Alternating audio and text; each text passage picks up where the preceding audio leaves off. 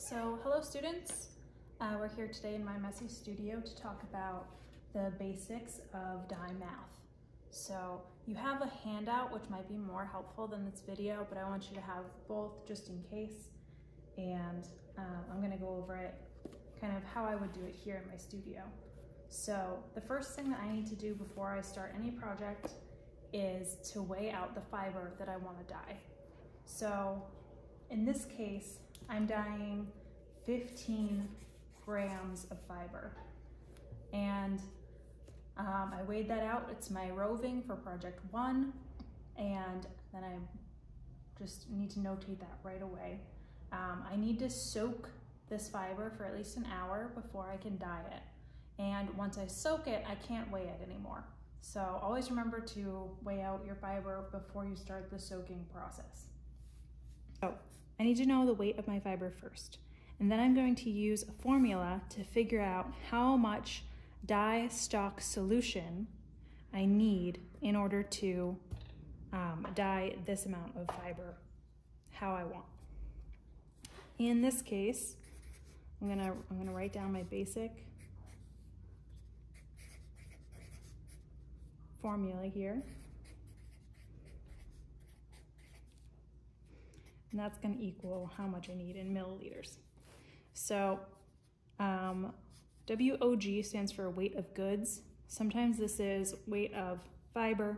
Sometimes this is original weight of goods. There are a lot of different acronyms for that, but it's all the same. It's the weight of fiber, and it's always in grams. So we're using the metric system because grams and milliliters work together. A gram of water weighs a milliliter. So we can go back and forth between weight and volume. So I've got 15 for that.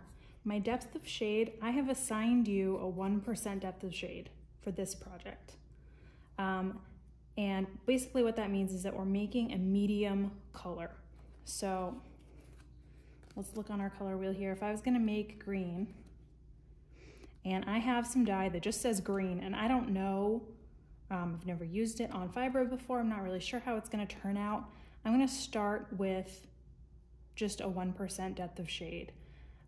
If I had maybe, when I go to experiment with it, I'm going to do different depths of shade. We'll do this at a later time.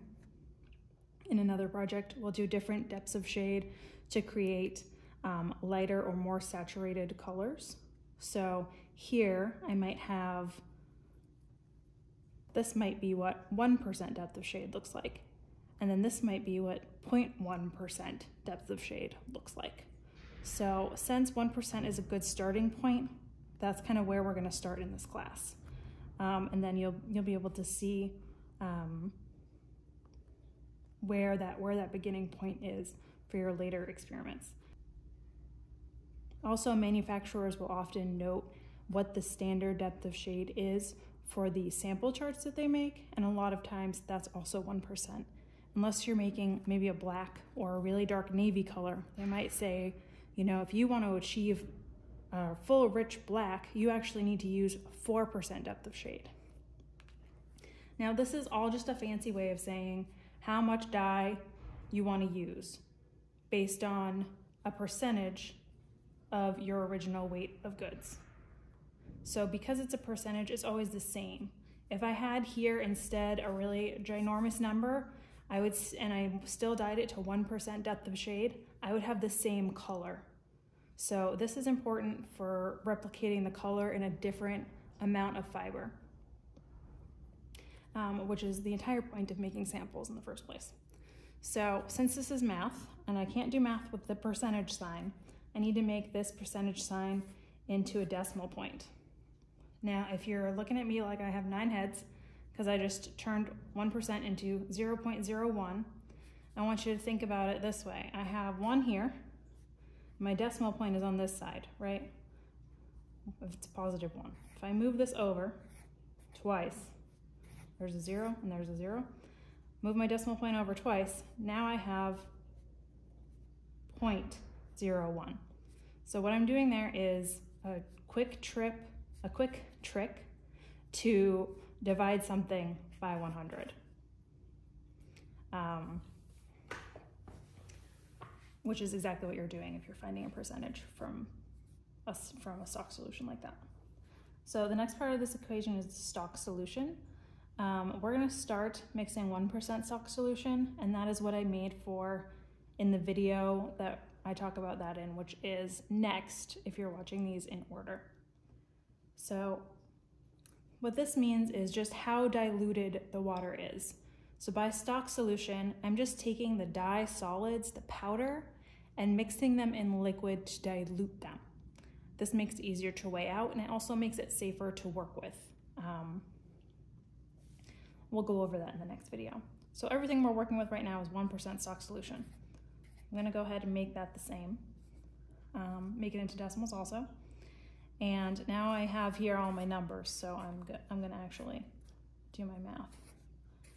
Now, if you're, up to date on your algebra here, times this number divided by the exact same number, as long as this number and this number is the same, then the beginning of the equation and the end of the equation are also the same. So like this part gets canceled out. So it's really very, very easy when you're working with 1% stock solution and 1% depth of shade. So I started with 15 grams, and I'm gonna end up with 15 milliliters. Now, where it gets a little more difficult is if, say, we were to have, I'm gonna make black, and the manufacturer tells me that I need 4% stock solution to get anywhere near black. So that's where I'm gonna start, and I'm gonna do a small sample for my project to make sure that's enough. And I've already mixed just 1% stock solution. So then I have to do this a little, I have to actually pull out my calculator and do the math. 0.01. So I plugged this into my calculator and I got 60. Now I also want you to think, because it's easy to get this stuff mixed up when you punch it in, is kind of think logically about what you've done before. So if I did this to 1% depth of shade before and got 15, I could also just multiply 15 by 4, which equals 60. I didn't think to do that. I plugged it in. So I'm not gonna quiz you on your math, but if things turn out really funny, this is one possible place for a mistake. Just refer back to your sheet, to the handout that says dye math. So, all right, for project 1, you have all been assigned one primary and one secondary or tertiary color. So on your pocket wheel, there's a little cheat sheet with all these different descriptions or definitions of color words. So the primary colors, it tells me right here, are red, yellow, and blue. They're primary because I can make any of the other colors using just those 3. The secondary colors, orange, green, and violet, are the mixture of only 2 of those primary colors. So I have red here and yellow here. The secondary color here is orange. So then there are your tertiary colors, which are made by mixing a primary and a secondary color. So in my previous example, I had yellow and red and yellow made orange to make the secondary color. And if I mix red and orange, I get a red-orange. So these are not, cool color names. They're kind of factual color names. So in our assignment, we're gonna make one primary color and one of either the secondary or the tertiary colors. So if you're making the primary, you're gonna use all of that primary stock solution that you made. So I'm gonna make, in my assignment, I'm gonna say I was given red and I was given red-orange. For red, I'm gonna use 100% of the solution that I put in. All of the solution that I'm gonna use is gonna be the red that I mixed. If I'm gonna make the red-orange, I'm gonna use some red and some orange. But to make orange, of course, I needed yellow and red. So I could go about this in a very literal way, and I could make orange, and I could make it out of 50-50 yellow and red. And then I could mix that 50-50 with red.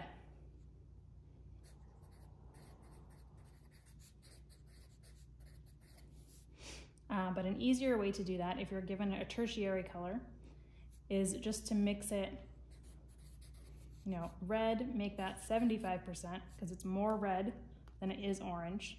So look at your color wheel here, red, orange is in between those two.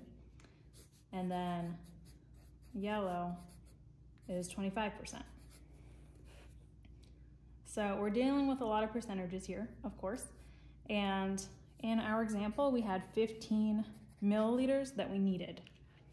So I'm gonna have, for my primary color, I need 15 milliliters. That's all I need. Perfect. For here, I want 15 milliliters, but I want it broken up this way. So I'm gonna take 15 and I am going to divide it by 4. That will give me 25% of it. I could also multiply it, 15 multiplied by 0.25, and that will give me 25%. Remembering that we're just moving the decimal point, sorry. 25, it's here, we're moving the decimal point over twice to get it to dividing it by 100, taking our percentage into a decimal point. My apologies. So if I punch this in, I get 3.75. Either way. So I want 3.75 milliliters of yellow, and I want 3 times that of red. 11 1/4 of red and 3.75 of yellow. Now I can't measure milliliters in parts of a milliliter. It's just not gonna happen. But this is closer to 11, so we're just gonna go with 11, and this is closer to 4, so we're gonna go with 4. So when I go to mix my, to add my solution to my dye pot, which we'll go over in the whole process of acid dyeing, these are the numbers that I need. So you'll kind of see how it all folds together in the next video.